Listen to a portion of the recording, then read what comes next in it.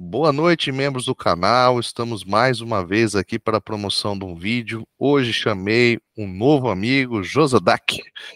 Ele vai comentar com vocês sobre a carreira dele. Ele foi e é ainda um grande professor. Nós vamos comentar um pouquinho sobre PCP, que é uma área nossa aqui, então a gente vai fazer um bate-papo mais ao tardar do vídeo, mas eu vou querer saber muito da carreira dele. Então já vou dar a palavra para ele contar toda essa história dele. É com você. Olá, pessoal. Boa noite a todos, formalmente.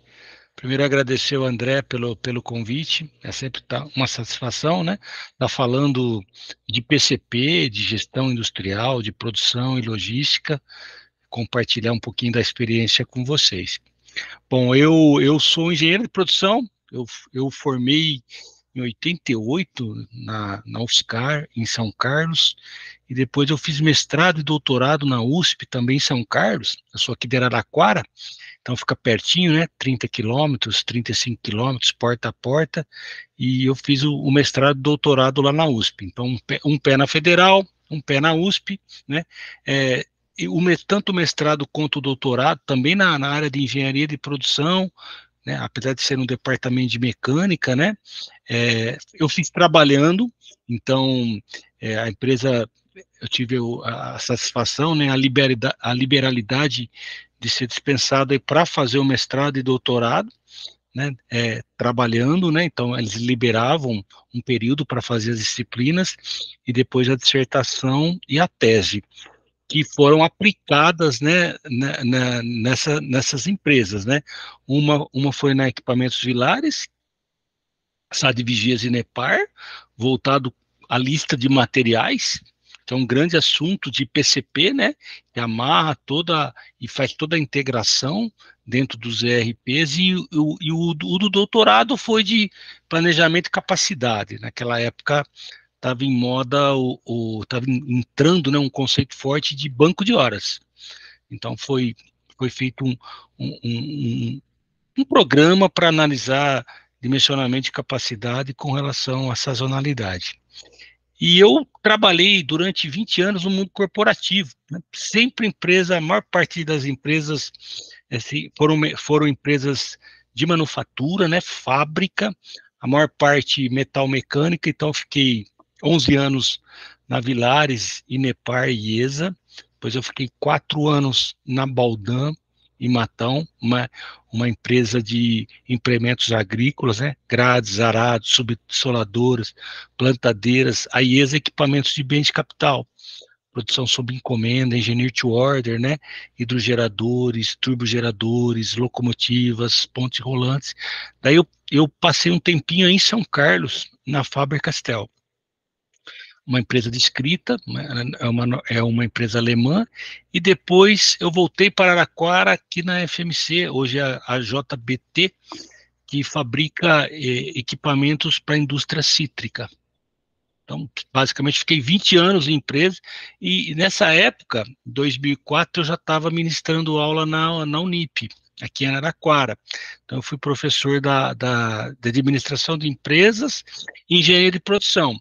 Sempre na área de PCP, logística, administração de materiais, administração da produção, né? Usando ERPs, softwares que ajudam nessas funções. E eu fiquei como professor aqui durante 22 anos, né? Foi uma bela passagem, sempre gostei de ministrar aula, e aí, logo depois da pandemia, eu decidi, né, parar com a docência, né, por conta de muitos projetos de consultoria, viajando, não dava tempo para voltar, estava muito corrido, alguns projetos um pouquinho mais distantes de Araraquara, então aí fiquei somente com a consultoria, fazendo os projetos de consultoria, na Gestare Consultoria, da qual eu sou sócio consultor. Então, é, nesse tempo aí eu tenho, André, 34 anos de formado, né? Nesses 34 anos, assim, passei por vários projetos nessas empresas que eu citei, e depois em mais uns aproximadamente 100 projetos em empresas de consultoria, que foram clientes nossos, né? Então, Dedini, Gascom, TBA, Caramuru, Magnete Marelli, Ulian, Jazan, Zanini, aí tem uma série de empresas, né, de manufatura, a maciça maioria de manufatura, na qual a gente fez projetos nessa área de atuação, né? Essa área de atuação, PCP, logística, produção, né? Que foi a área que eu sempre trabalhei enquanto era profissional das empresas aí no mundo corporativo. Sim, em linhas gerais, é isso. Não sei se tem alguma pergunta em relação a esse ponto. Ah, bacana. Eu ia perguntar, daí o senhor já acabou respondendo se os projetos eram atrelados a essa questão da gestão industrial, da gestão da manufatura, de atendimento, de implantações de sistemas, né? Que a gente, nos últimos dias aí, eu conversei com alguns profissionais que a gente teve desde do viés de uma empresa grande que não tem sistema, a empresas pequenas que têm sistema, aí você encontra de tudo, né? E quando a gente está, que nem eu fiquei um bom tempo regrado na mesma empresa, então a gente tem aquela realidade daquele nicho só, né? E quando a gente passa a ter, como é a oportunidade do canal, de estar conversando com muita gente, com diversos segmentos de mercado, pessoas desde do mundo corporativo, de indústria alimentícia, a metalúrgica. Então a gente começa a ver assim uma certa relevância quando, principalmente indústria alimentícia, farmacêutica e cosmética, ela não trabalha sem um bom sistema. Isso eu já consegui notar dentro dessas várias entrevistas aí, por questão de rastreabilidade de produto, ela não consegue trabalhar, né, Josi? Ela não consegue ter informação, ela não consegue reportar toda a tomada de decisão e variações do processo também. Quando se trabalha com um produto alimentício, você tem muito nessa questão de que depende da quantidade de um BRICS, por exemplo, um teor de determinado alimento, quanto que deu, quanto que eu vou conseguir ter de resultado na capacidade depois.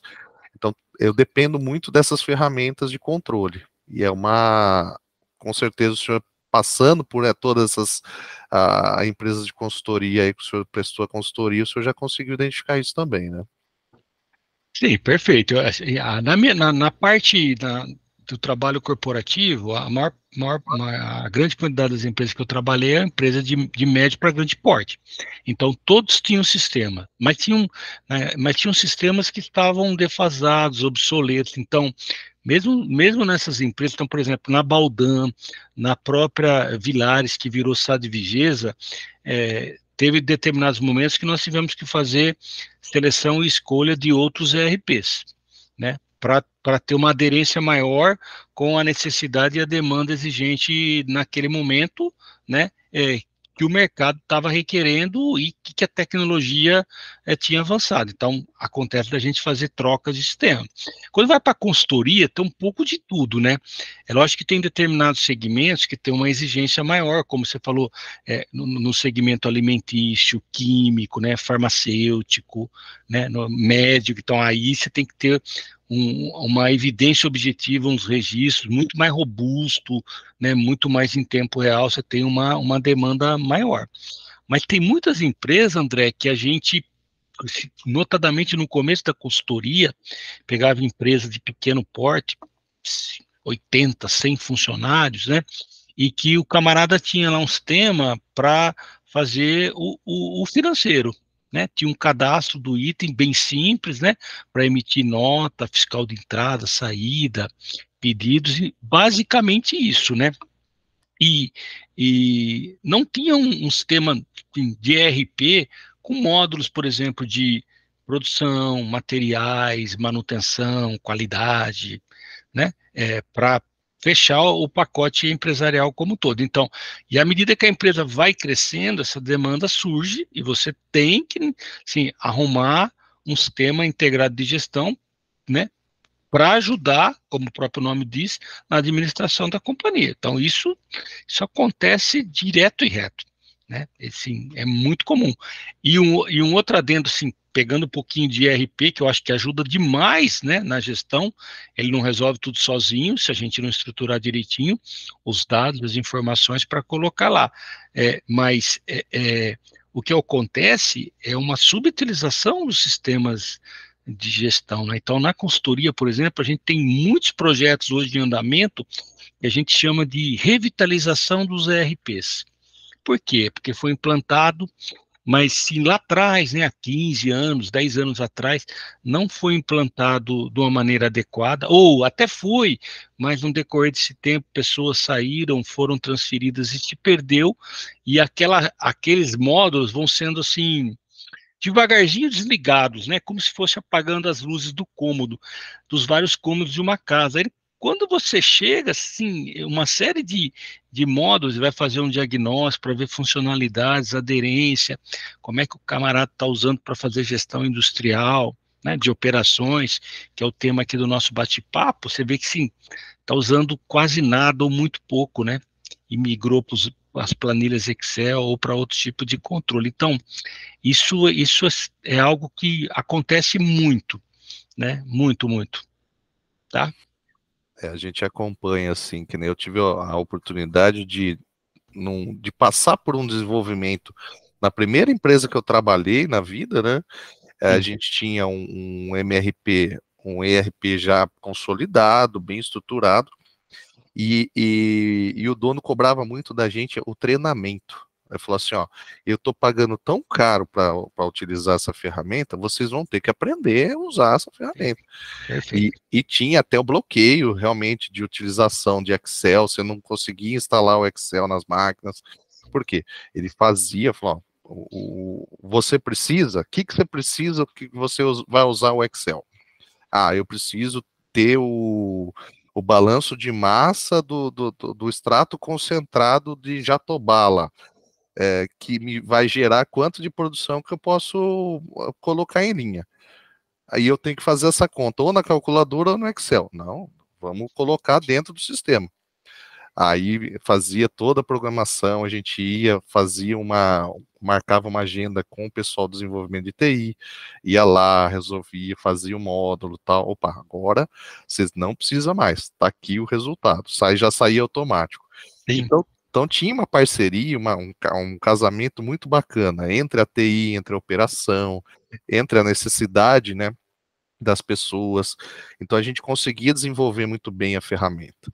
Mas já em outras empresas já sofri de ter que, assim, entregavam um pacote que a gente não conseguia se adaptar, não nos servia, a sim, gente acabava migrando para o Excel, porque eu tinha que ter uma ferramenta, aí era, como o senhor citou, vários planilhas de Excel, e daí quando eu tive que fazer a gestão do negócio, eu tinha que ficar pegando planilha de Excel de quase 40 gestores lá e tentando interpretar tudo aquilo ali para tirar um resultado final. Então você imagina como era tão complexo, né? sim. Tem empresa nessa linha aí, né? Até completando o que você está falando, corroborando.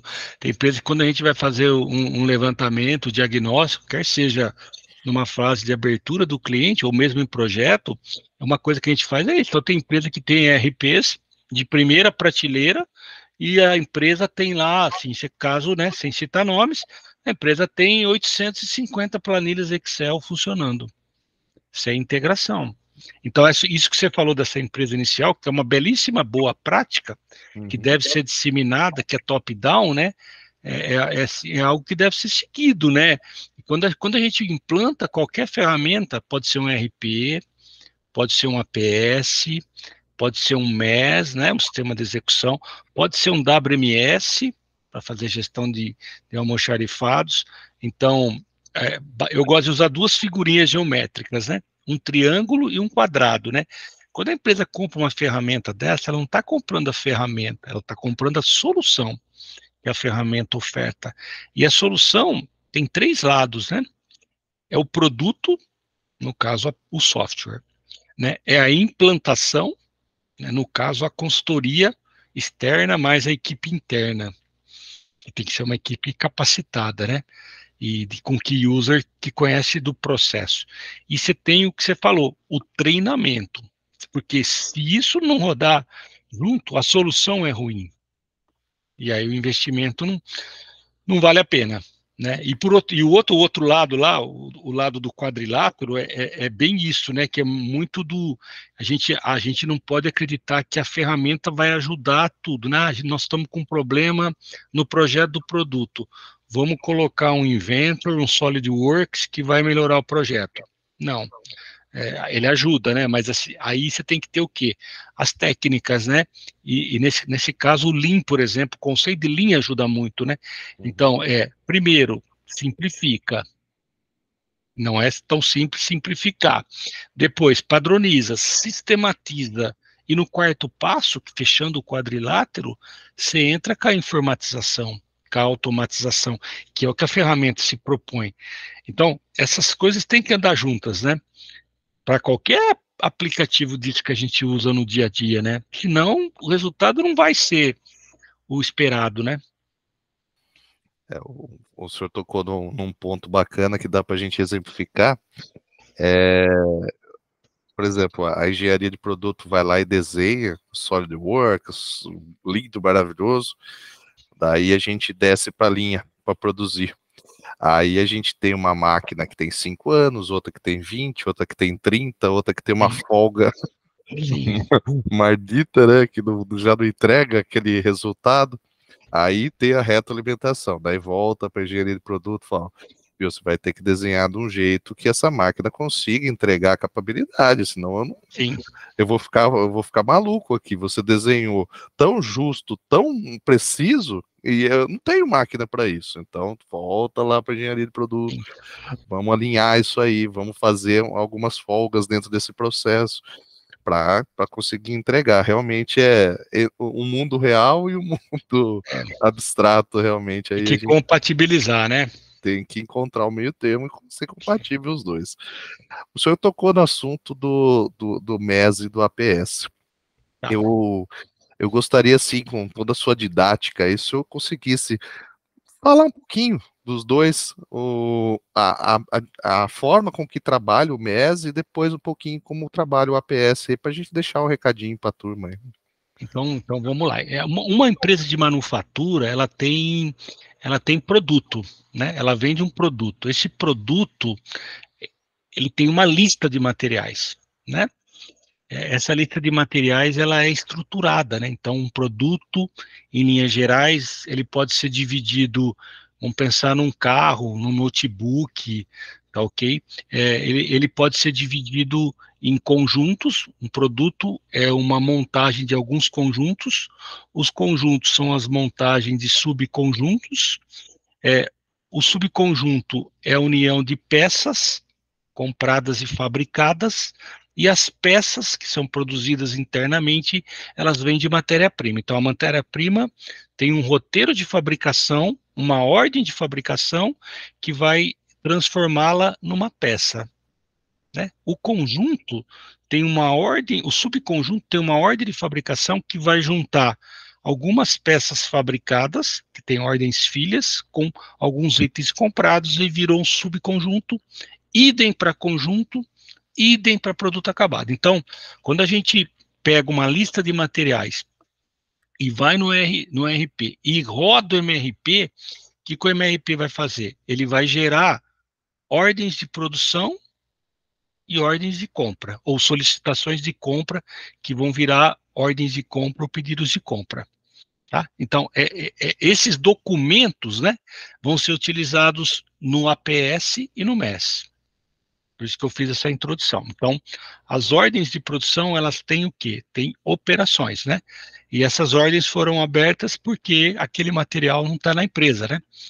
Então, abriu ordem da necessidade líquida, né?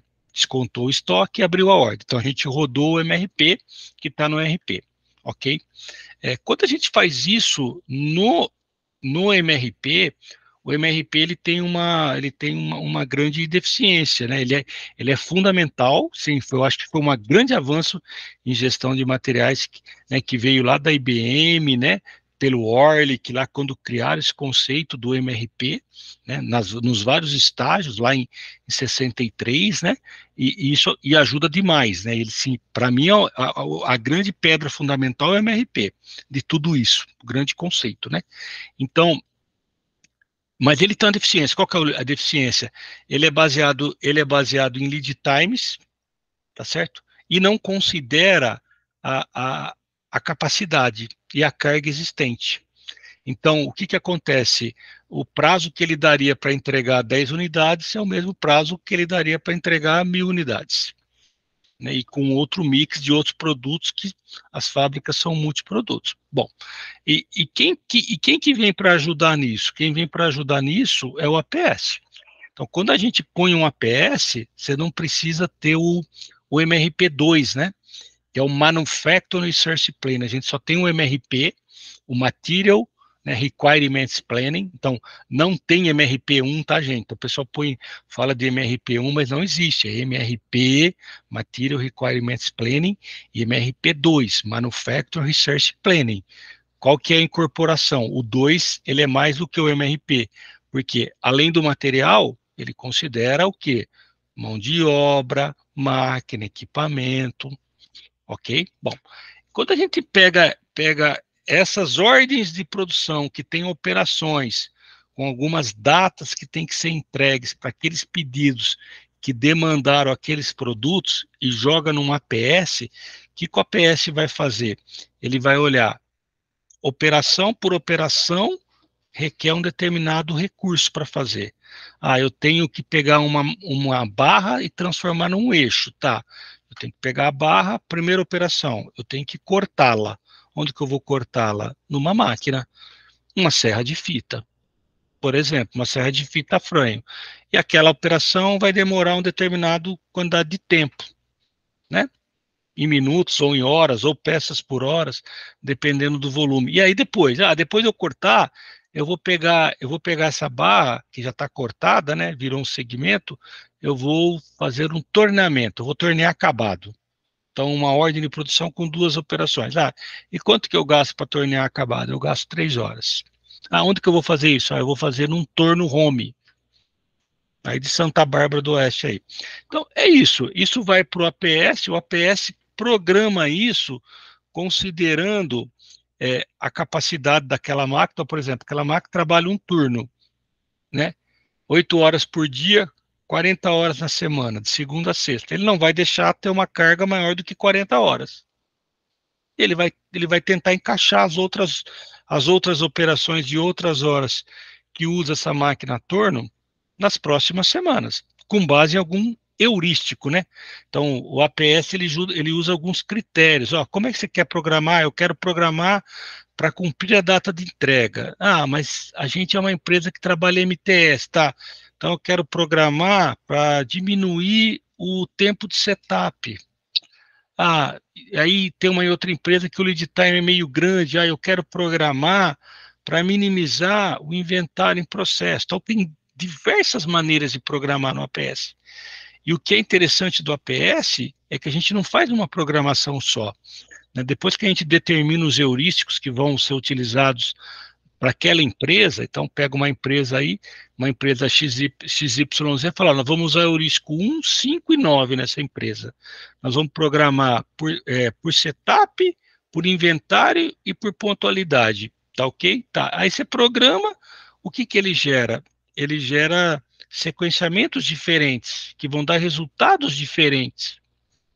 Ok? Então a gente fala em programação no APS que 1 mais 2 mais 3 é diferente de 3 mais 2 mais 1. Né? Ambos dão 6, mas o encaixe é diferente. Então o resultado vai ser diferente. Isso é programar, né? Programar é você entrar operação por operação que vai ser feita em cada recurso e falar data a hora que começa, data a hora que termina, data a hora que começa, data a hora que termina. Então, a quantidade de operações é grande, beleza? Tá. Depois que a gente programou, qual que é o produto da programação? O produto da programação é uma lista de tarefa. Então, se nós temos na nossa fábrica uma área de caldeiraria, uma área de usinagem, uma área de montagem. Aí tem uma série de centros de trabalho na caldeiraria, uma série de centros de trabalho na usinagem e alguns centros de trabalho na montagem. O que vai sair? Vai sair uma lista de tarefa para cada centro de trabalho. Tá, ok? Que pode ser um operador, pode ser um grupo de operadores, pode ser uma máquina, ok? Pode ser uma cabine de pintura, tá, ok? Pode ser o jato, então, assim, ou seja, para cada recurso vai sair uma lista de tarefa. Essa lista de tarefa é o que cada recurso tem que fazer de forma programada. Cada operação daquela que está na ordem de produção, que vai para os vários produtos, vai ter lá uma data início de término, de início e término. E você tenta encadear isso na cadeia produtiva. Então, interna da empresa, né? Então, isso é o APS. O APS faz isso. Beleza? Aí vou fazer o gancho agora com o MES. O que o MES faz? Para cada operação dessa, o MES ele é um sistema de execução de manufatura, né? Manufacturing Execution System. Então, o que o operador vai fazer? Aí é um autoapontamento. Ele pegou a lista, eu sou o operador da serra de fita franho, por exemplo, que eu vou cortar. Eu tenho lá uma série de atividades para fazer no dia de amanhã, né? Quando eu chegar amanhã e pegar a primeira atividade para fazer, o que eu tenho que executar no MES? Eu tenho que falar assim, ó, comecei a fazer a operação 10 da ordem de produção 3590. Então, essa ordem de produção ela tem um item lá que tem um código, tem um part number e tem um nome e vai atender uma determinada peça. Então, eu dou início. Então, o MES começou a rodar para mim, né? Ele disse, olha, o Josadak está fazendo aquela operação lá daquela ordem. Então, ele vai aparecer lá verdinho que eu estou executando. Quando eu terminar aquela operação, vamos supor que daqui meia hora eu acabei de executar a operação. Então, eu pego na minha máquina, ou às vezes pode estar numa central, num totem, eu tenho que fazer um pequeno deslocamento, né? Mas às vezes hoje em dia a gente está tentando colocar nas máquinas, né? Tem a ver com a digitalização, com a indústria 4.0, eu vou lá e falo assim, encerrado. Então, naquela operação 10 lá, daquela ordem que eu falei, tinha 25 peças, eu fiz as 25 peças e encerrei a operação. Entendeu? Então ele já vai, aí já começa a usar o controle de produção. Então, aquela operação já foi feita, já sumiu da carga, já sai do APS, já está falando assim, ó, o pedido está andando, tá? Ele não está mais 0%, já andou aí, sei lá, 3%. Então, você já começou a ter uma evolução física de transformação. E aí eu vou abrir outra operação para fazer uma outra tarefa. Ou se eu tiver que fazer uma parada porque eu tenho que limpar minha área de trabalho, fazer uma segurança, organização e limpeza, deixar ajeitada lá, eu vou apontar um inativo. Então, um código motivo de inativo, falar, olha, eu fiquei aí 15 minutos, por exemplo, limpando a área de trabalho. Então, um código motivo lá, né, que isso vai ajudar a compor um índice de controle de chão de fábrica e de produtividade, que é o OEE. Da onde vem esse índice do OEE? Vem muito do MES, né? Ok? A hora que você tiver isso automatizado. Então, o MES, ele vai ajudar muito na atividade de controle de produção, né? O APS, ele faz a programação da produção, faz o scheduling. E essas coisas andam juntas, né? Então, assim, de tempos em tempos, a gente pode, dependendo do lead time da empresa, às vezes, André, a gente faz uma programação uma vez por semana. Então, por exemplo, hoje eu estava num cliente, o produto nessa empresa demora mais ou menos uns 60 dias para ficar pronto, tá? O produto. Então, como é que a gente faz a programação? A gente não fica programando todo dia. A gente programa a semana, congela, tem que cumprir a semana. Ok? A não ser que tenha uma anomalia muito grande, quebrou 3, 4 máquinas gargalo lá que alimenta todo o aí, pô, aí é uma hecatombe, a gente vai no APS e fala, vamos rodar de novo. Mas sim, andam juntas, você percebe que é meio que, né, perna direita e perna esquerda, essas coisas andam juntas, tá? Fantástico. Acho que não conseguiria ser mais didático, viu, professor? Acho que conseguiu exemplificar, colocou até a ponderação do OE também dentro da explicação, conseguiu amarrar todas as nuances aí, foi bem bacana mesmo. Eu vou até fazer um link especial dessa explicação num vídeo short, assim, porque realmente ficou muito bacana. Para quem ama PCP, né? Quem gosta do PCP, foi uma baita explicação, realmente ficou muito claro aqui. Agradecer ao senhor pelo tempo. Acho que e remeter novos convites, assim que o senhor tiver disponibilidade em outra data aí, a gente a tocar mais no assunto, talvez a gente trazer um caso real que a gente possa, né, trabalhar ali, falar, ó, tivemos determinada anomalia, como que seria a tratativa em cima disso, né, também é interessante a gente fazer um bate-papo já trazendo uma ferramenta, tal, seria interessante também. Agradecer ao senhor pelo tempo e realmente foi um baita aprendizado aí para mim também, e exemplificações, demonstrações de como se trabalha o APS. Às vezes a gente lê e não tem uma explicação tão encaixada como o senhor colocou agora. Agradecer realmente. Eu que agradeço, espero ter sido útil. Com relação ao convite, se você tiver outro tema até mais específico, assim, para a gente focar mais, né? Porque o tema é bem vasto, a gente Sim, pode estar falando. Aí você me dá um alô, nós marcamos uma outra data. Será um prazer. excelente.